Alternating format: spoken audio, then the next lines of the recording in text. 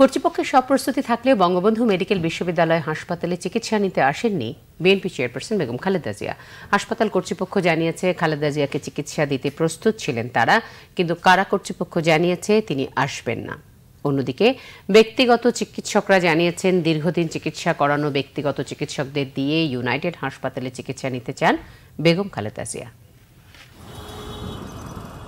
স্বাস্থ্য পরীক্ষার জন্য নাজিমউদ্দিন রোডের পুরাতন কেন্দ্রীয় কারাগার থেকে বেগম খালেদা জিয়াকে বঙ্গবন্ধু মেডিকেল বিশ্ববিদ্যালয়ে আনা হবে, সেজন্য রবিবার সকাল থেকেই প্রস্তুতি নেয় হাসপাতাল কর্তৃপক্ষ। পরিষ্কার পরিচ্ছন্ন করা হয় হাসপাতালের কেবিন ব্লকের 621 ও 622 নম্বর কেবিন দুটো।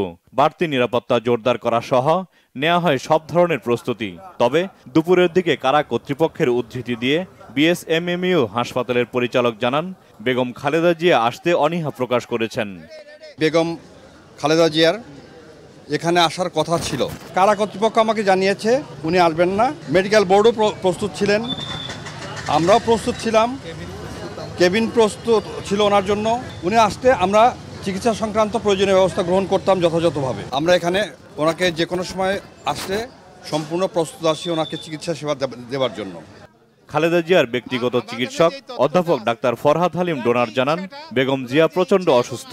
তার ইচ্ছা ব্যক্তিগত চিকিৎসকদের দিয়ে বিশেষায়িত হাসপাতালে চিকিৎসা করানো।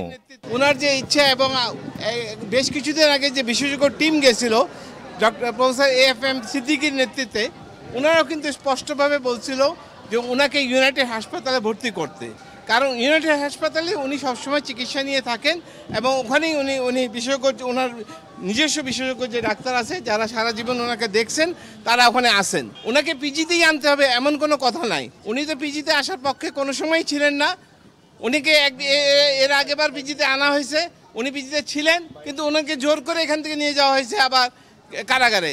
কারাবন্দী Begum Khaleda Zia diabetes, kidney, arthritis সহ বিভিন্ন রোগে ভুগছেন বলে জানান তার চিকিৎসকরা। জাহাঙ্গীর আকন্দ, বাংলা ভিশন, ঢাকা।